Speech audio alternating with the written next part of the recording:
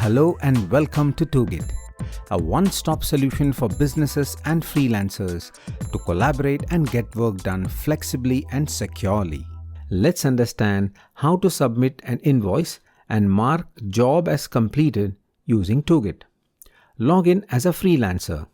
Under the Jobs Awarded to Me section, click on the project name. Alternatively, click on the flag icon to see in-progress projects.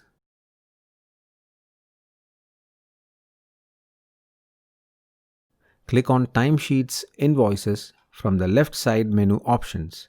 Enter your tax ID. Tick the checkbox and click on the Update button.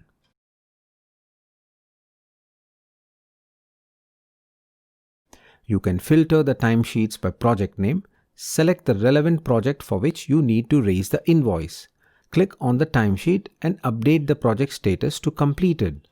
Click on Submit Invoice button. An email is sent to client with invoice, an option to pay or reject your invoice. Thank you for your time. Do visit toogit.com to understand how Toogit can help businesses and freelancers to collaborate in an online marketplace.